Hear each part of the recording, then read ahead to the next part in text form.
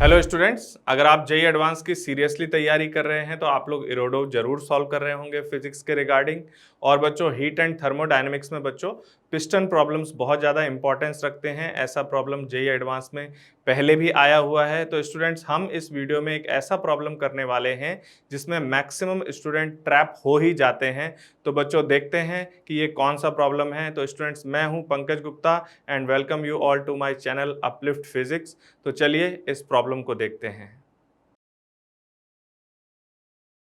तो ये students question number 2.41 है इरोडो का। इस क्वेश्चन में गिवन है a heat conducting piston can freely move inside a closed thermally insulated cylinder with an ideal gas. ठीक है, आगे लिखा हुआ है in equilibrium the piston divides the cylinder into two equal parts, the gas temperature being equal to T naught. तो देखिए बच्चों, सबसे पहले जो गिवन कंडीशन है उसको देखते हैं। ये हमारे पास एक पिस्टन सिलेंडर अरेंजमेंट है, उसमें एक पिस्टन है जो फ्रीली मूव कर सकता है। इसका मतलब क्या है कि जो पिस्टन है वो कैसा है, फ्रिक्शनलेस पिस्टन है। और ये दोनों साइड में बच्चों गैस भरी हुई है। ठीक है, अब इसमें लिखा हुआ है कि हीट कंडक्टिंग पिस्टन, मतलब जो ये पिस्टन है वो कंडक्टिंग है, लेकिन हमें जो दिया हुआ है थर्मली इंसुलेटेड सिलेंडर, मतलब ये जो सिलेंडर है ये थर्मली इंसुलेटेड है, मतलब बाहर से कोई हीट नहीं आ सकती। लेकिन ये जो पिस्टन है ये कंडक्टिंग आपको दिया हुआ है। अब इस सिचुएशन में बच्चों दोनों तरफ का टेम्परेचर क्या है, इक्वल है। क्वेश्चन के अकॉर्डिंग दोनों तरफ का वॉल्यूम भी इक्वल है, तो दोनों तरफ का वॉल्यूम हम वी नॉट कंसिडर कर लेते हैं। ठीक है, और इस कंडीशन में पिस्टन जो है वो इक्विलिब्रियम में है। इक्विलिब्रियम में होना क्या इंश्योर करता है, बिकॉज ये जो पिस्टन है इसके ऊपर लेफ्ट हैंड साइड से जो फोर्स आएगा और जो राइट हैंड साइड से फोर्स आएगा वो बैलेंस होना चाहिए। तो इसका मतलब है कि दोनों तरफ का प्रेशर भी क्या होना चाहिए, सेम होना चाहिए। तो इनिशियल प्रेशर मैंने दोनों तरफ पी नॉट मान लिया, ताकि पी नॉट ए और पी नॉट ए ये एक दूसरे को कैंसिल आउट कर देंगे और उसके अकॉर्डिंग ये इक्विलिब्रियम में हो जाएगा।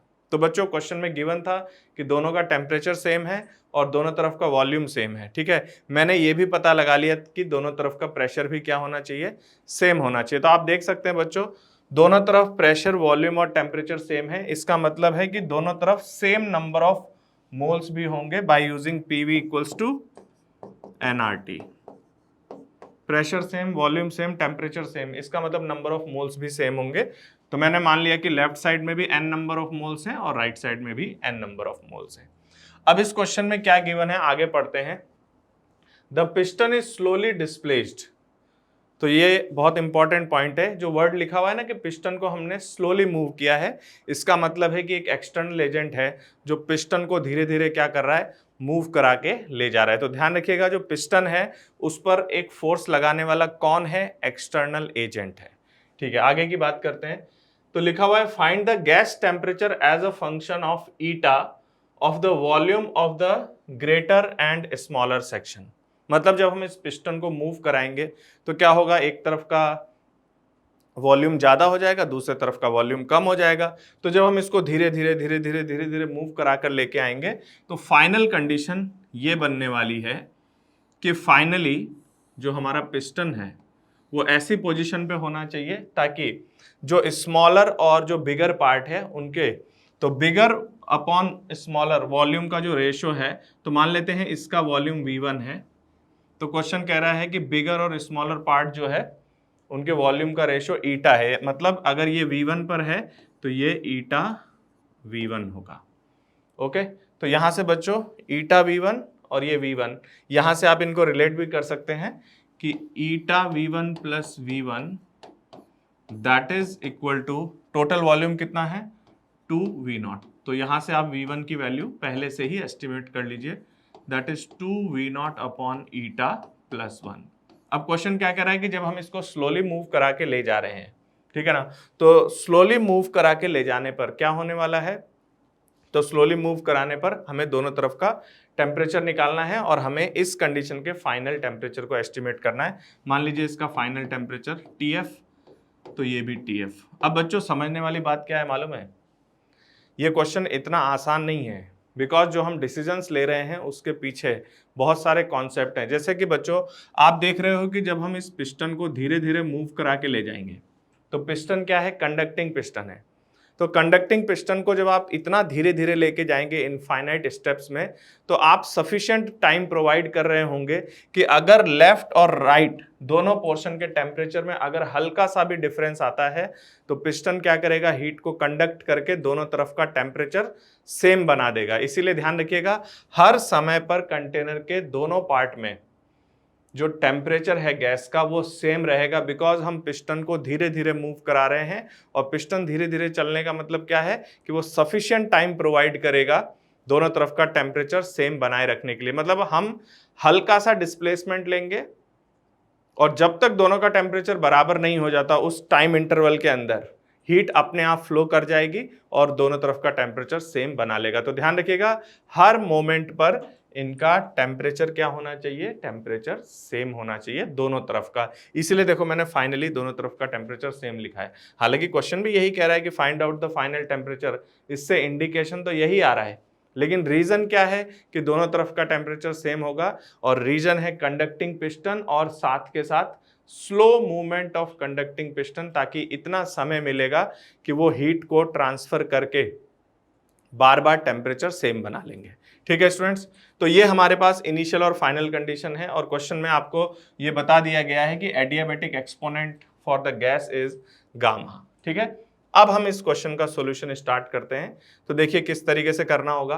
तो सबसे पहले बच्चों आपको किसी जनरल पोजीशन पे जाना है। ठीक है, तो स्टूडेंट्स जब हम पिस्टन को धीरे धीरे मूव करा के ले जाएंगे तो अब हम लोग डिस्कस करने वाले हैं किसी जनरल पोजीशन पे। तो देखिए बच्चों जनरल पोजीशन क्या है, तो पहले दोनों तरफ का वॉल्यूम बराबर था और फाइनल कहां तक जाना है ये हमने निकाल ही लिया है। अब हम एक जनरल पोजीशन की बात कर रहे हैं। तो जनरलाइज पोजीशन पे मैंने मान लिया कि लेफ्ट हैंड साइड का वॉल्यूम कितना है VA और राइट हैंड साइड का वॉल्यूम कितना है VB। ओके, और इस पर्टिकुलर कंडीशन पे लेफ्ट हैंड साइड का प्रेशर P1 हो गया और राइट हैंड साइड का प्रेशर जो है वो P2 है। ठीक है, अब बच्चों क्योंकि पिस्टन हमारा कंडक्टिंग है तो हर समय पर दोनों तरफ का टेम्परेचर सेम रहेगा, तो वेरिएबल टेम्परेचर जो मैं एज्यूम करूंगा वो सेम रहेगा। ये क्वेश्चन बच्चों एजम्पशन भी बहुत तरीके से लेने होंगे वरना कभी भी क्वेश्चन गलत हो सकता है, इसलिए बहुत ध्यान से। अब नेक्स्ट पॉइंट क्या है, अब जब बच्चों आप इसको मूव कराएंगे, इसको यहां से यहां मूव कराएंगे, बहुत स्मॉल वॉल्यूम से मूव कराएंगे, तो देखिए लेफ्ट हैंड साइड का वॉल्यूम मुझे फाइनली क्या लिखना पड़ेगा, VA प्लस DVA। ठीक है, ओके, इधर वाले का वॉल्यूम VB प्लस DVB।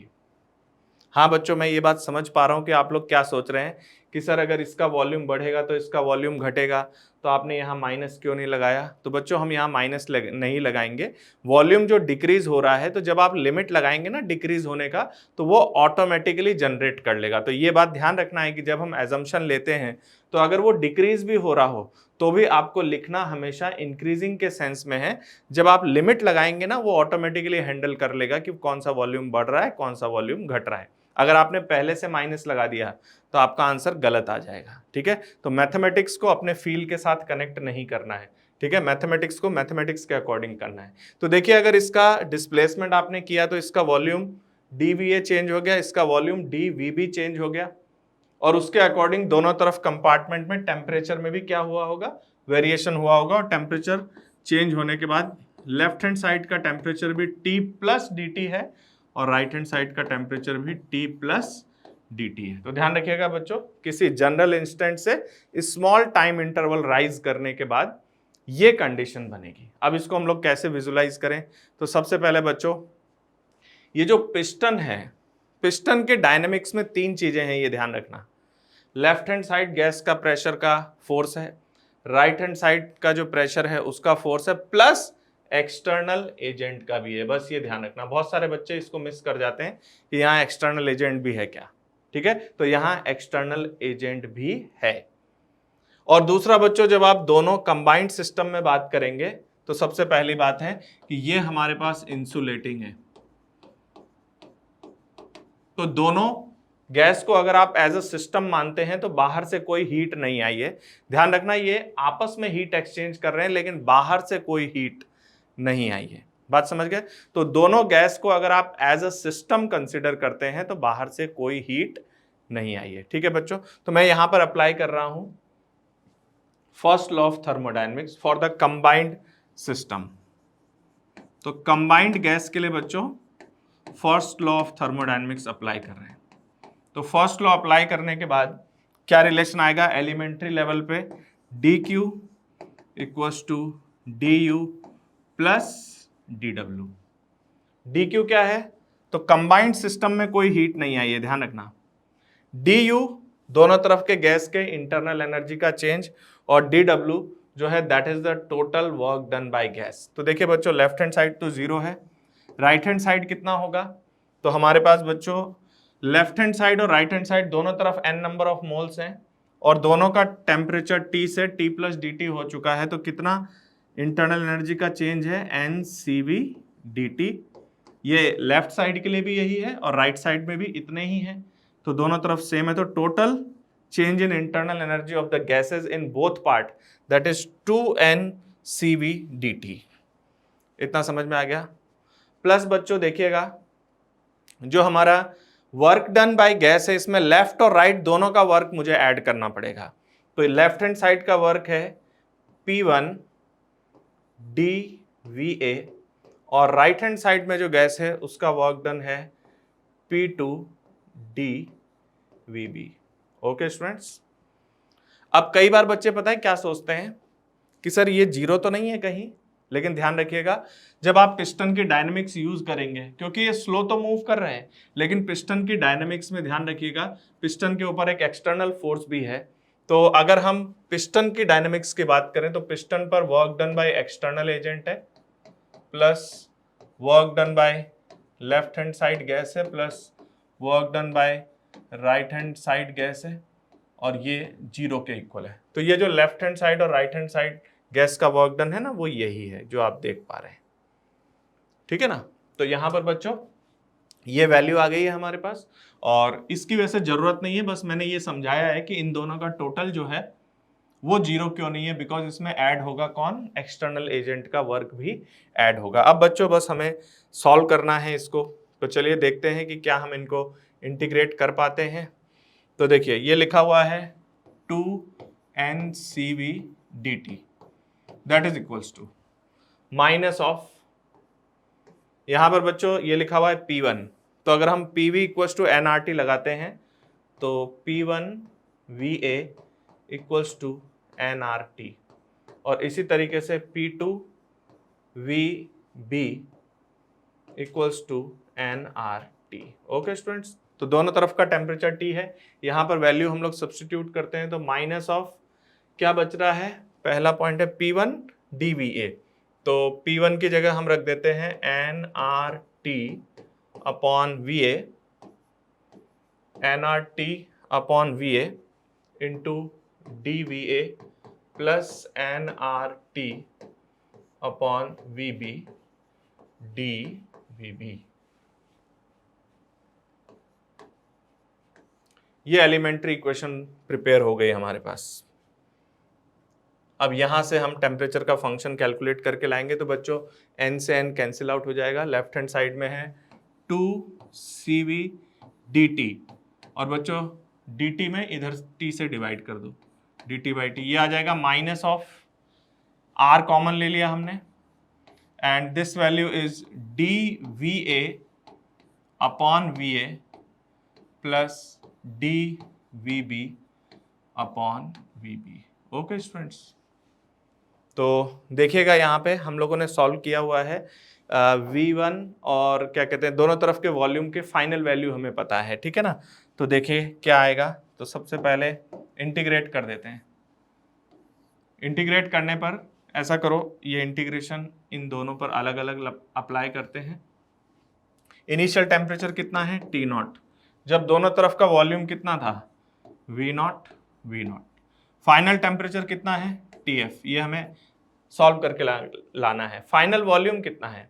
तो इसका वॉल्यूम V1 है, तो इसका वॉल्यूम जो है वो ईटा टाइम्स V1 है, ठीक है। और इनमें हम ऑलरेडी रिलेशन निकाल चुके हैं। अब देखो बच्चों, इंटीग्रेट करने पे क्या आएगा, लेफ्ट हैंड साइड में आएगा 2CV ln T final upon T0, that is minus of R, इसका इंटीग्रेशन आएगा ln VA पर लिमिट रख देते हैं ईटा V1 upon V0 plus ln V1 upon V0, ठीक है। अब इसको सिंप्लीफाई करना है और यहां से हमें कैलकुलेट करके लाना है फाइनल टेम्परेचर क्या होगा। तो देखिए हमने क्या सॉल्व किया हुआ है, पीछे हमने सॉल्व किया था कि जो 2V0 था वो था ईटा प्लस 1 V1 के इक्वल। तो यहाँ से जो V1 की वैल्यू है वो 2V0 अपॉन ईटा प्लस 1 है। तो बेसिकली यहाँ पर हम वैल्यू सब्स्टिट्यूट कर देते हैं, देखते हैं क्या आएगा। 2CV ln T final upon T0, that is minus capital R, इधर आ रहा है ln ईटा V1 अपॉन V0 का होल स्क्वायर। यहाँ से बच्चों V1 अपॉन V0 कितना है, V1 अपॉन V0 की वैल्यू है 2 टाइम्स ऑफ ईटा प्लस 1, और ये आ जाएगा बच्चों V1 अपॉन V0 का होल स्क्वायर, तो 2 अपॉन ईटा प्लस 1 का होल स्क्वायर, ठीक है। इसको बस सिंप्लीफाई करना है इजी वे में। ये आ रहा है हमारे पास 2CV ln T final upon T0, और इस R को भी यहाँ पे ले आते हैं इस तरफ डिनोमिनेटर में, ठीक है। और इस माइनस को इधर इंट्रोड्यूस कर देते हैं, तो ये आ जा रहा है हमारे पास ln ईटा प्लस 1 का होल स्क्वायर अपॉन 4 ईटा, ठीक है। तो देखिए यहाँ से वैल्यू ऑफ टेम्परेचर फाइनल कितना आ जाएगा, that is equal to T final upon T0, ठीक है ना। इसको भी इधर ही ले जाएं तो ज़्यादा बेटर है ना। तो ये है ln T final upon T0, that is equals to, ये ln में ईटा प्लस 1 का होल स्क्वायर अपॉन 4 ईटा, और इधर से ये आएगा R अपॉन 2CV, इसको पावर में भेज देते हैं तो ये आ जाएगा यहाँ पे R अपॉन 2CV, ठीक है। तो we have this final temperature. Final temperature is initial temperature into eta plus 1 का whole square upon 4 eta raised to the power R upon CV। CV कितना होता है, R अपॉन गामा माइनस 1, तो इसको रखेंगे तो न्यूमरेटर में चला जाएगा gamma minus 1 upon 2। This is the final temperature. Okay.